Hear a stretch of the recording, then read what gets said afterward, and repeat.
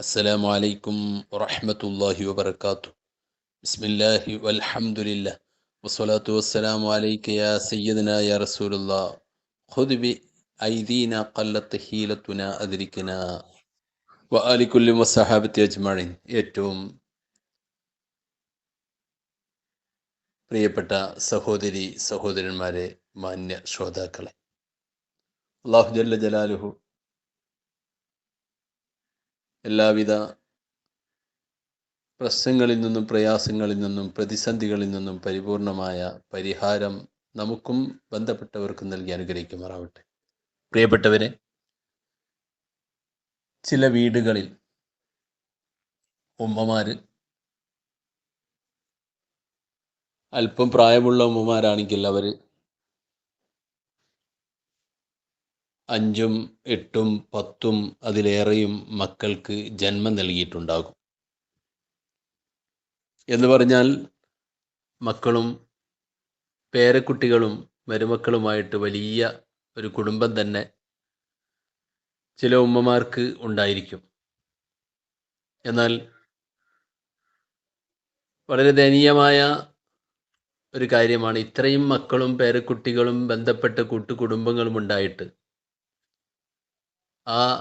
അവർക്ക് ജന്മം നൽകിയിട്ടുള്ള ഉമ്മ പ്രായം ചെല്ലുമ്പോൾ വഴിയാധാരമാകുകയും ആർക്കും വേണ്ടാതെ വരികയും ചെയ്യുന്ന ഒരു ചുറ്റുപാട്. നേരത്തെ വളരെ കഷ്ടപ്പെട്ട് പ്രയാസങ്ങൾ സഹിച്ച് ഈ മക്കളെ മുഴുവനും വളർത്തി വലുതാക്കാൻ വേണ്ടി ആ ഉമ്മ സഹിച്ചിട്ടുള്ള ത്യാഗം വളരെ വലുതായിരിക്കും. എന്നാൽ അതൊക്കെ വിസ്മരിക്കുന്ന രീതിയിൽ മക്കള് വളർന്നു വലുതായി അവർ ഉന്നതമായ ജോലിയും വലിയ സ്ഥാനത്തെത്തി വലിയ കുടുംബങ്ങളിൽ നിന്ന് ബന്ധങ്ങൾ നടന്നു. അങ്ങനെ ഈ ഉമ്മയെ ഓർക്കാൻ അവർക്ക് സമയമില്ലാത്ത അവസ്ഥ. ഇത് പറയുമ്പോൾ ഒരു സഹോദരി ഏകദേശം 10 മക്കളുള്ള 9 അല്ലെങ്കിൽ 10 മക്കളുള്ള അവരുടെ ഉമ്മയെക്കുറിച്ച് പറയുകയുണ്ടായി. ആ ഉമ്മ ചെറിയ മകൻ്റെ വീട്ടിലാണ് താമസിക്കുന്നത്. ആ ചെറിയ മകൻ്റെ വീട്ടിൽ മകനോ മരുമകളോ പേരക്കുട്ടികളോ ആ ഉമ്മയെ ശ്രദ്ധിക്കാത്തത് കൊണ്ട് തന്നെ ആ ഉമ്മ ഒറ്റയ്ക്ക് ഭക്ഷണം ഉണ്ടാക്കി പാകം ചെയ്ത് കഴിക്കുകയും ഒരൊറ്റപ്പെട്ട ജീവിതത്തിലായി മാറുകയും ചെയ്തു. അതിൽ നിന്ന് ഉമ്മയെ രക്ഷപ്പെടുത്താൻ വേണ്ടി എന്തെങ്കിലും ഉസ്താദ് പരിഹാരം ചെയ്തു തരണം എന്ന് പറഞ്ഞുകൊണ്ട് ഒരു കുടുംബത്തിൽപ്പെട്ട ഒരു ഉമ്മ വിളിക്കുകയാണ്. അവർക്കും മക്കളും പേരക്കുട്ടികളുണ്ട്. അപ്പോൾ പ്രായം ചെന്ന ഉമ്മയാണ്. പക്ഷേ ഉമ്മയ്ക്ക് ഇപ്പോൾ ആരോഗ്യത്തിന് യാതൊരു തകരാറുമില്ല. ഉമ്മ സ്വന്തം തന്നെയാണ് ഭക്ഷണം പാകം ചെയ്യുന്നതും കഴിക്കുന്നതും മറ്റെല്ലാ കാര്യങ്ങളും ചെയ്യുന്നത്. പക്ഷേ അത് വളരെ ദയനീയമായൊരവസ്ഥയാണ് ഉമ്മയുടേത്. ഞങ്ങളുടെ ആരുടെയും വീട്ടിലേക്ക്, വേറെ നിരവധി മക്കളുണ്ട്, അവരുടെ ആരുടെയും വീട്ടിലേക്ക് ഉമ്മ വരികയുമില്ല. തറവാടാണെന്ന് പറഞ്ഞ് അവിടെ നിൽക്കുകയും ചെയ്യുകയാണ്. അതുകൊണ്ട് ഒരു പരിഹാരം പറഞ്ഞു തരണമെന്ന് പറഞ്ഞുകൊണ്ട് അവർ ചോദിച്ചു. ഇപ്പോൾ ഞാൻ ഓർമ്മപ്പെടുത്തുന്ന ഇതുപോലെ നിരവധി ഉമ്മമാർ നമുക്ക് കാണാം. ഒരു പക്ഷേ അവരുടെ നല്ല കാലത്ത് ചിലപ്പോൾ ഈ മകളോട് ഒന്ന് കയർത്ത് സംസാരിച്ചിട്ടുണ്ടായിരിക്കും, കാര്യങ്ങൾ ഗൗരവത്തോടു കൂടി പറഞ്ഞിട്ടുണ്ടായിരിക്കും. ഒരു പക്ഷേ മറ്റൊന്നും ഉള്ളിൽ വെച്ചുകൊണ്ടല്ലാതായിരിക്കാം അവരുടെ നന്മയ്ക്ക് വേണ്ടി പറഞ്ഞതായിരിക്കും. പക്ഷേ ഈ ഉമ്മ അല്പം കഴിഞ്ഞതിന് ശേഷം ഭർത്താക്കളുടെ കൂടെ കൂടി മറ്റ് മക്കളുടെ കൂടെ കൂടി ഉമ്മയെ ഒറ്റപ്പെടുത്തുകയും ഈ ഉമ്മയെ കൊണ്ടാണ് എൻ്റെ ഭർത്താവും അതുപോലെ തന്നെ മക്കളുമൊക്കെ ഈ അവസ്ഥയിലെത്തിയത് എന്നുള്ള ഓർമ്മയില്ലാതെ മരുമകൾ വല്ലാതെ ശല്യം ചെയ്യുകയും ചെയ്യുന്ന അവസ്ഥ. ഇതിൽ നിന്ന് അവർക്ക് മോചനത്തിന് വേണ്ടി എന്താണ് നമുക്ക് ചെയ്യാൻ കഴിയുക?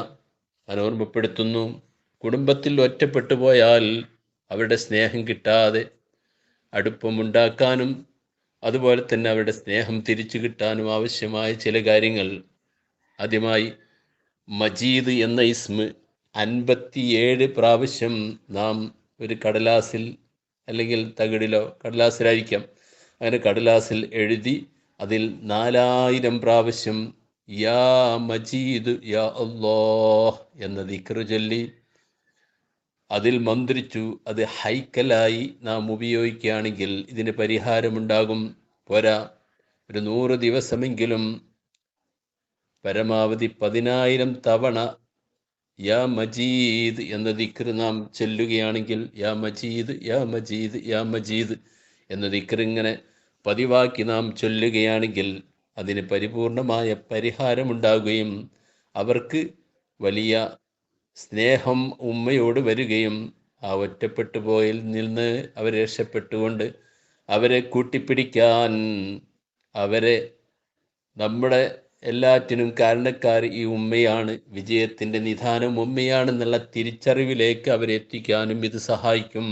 അള്ളാഹു ഇത്തരം ഒറ്റപ്പെട്ടു പോയ ഉമ്മമാരെ അള്ളാഹു താല എല്ലാ നിലക്കും കുടുംബത്തിൽ യോജിപ്പ് നൽകുമാറാവട്ടെ.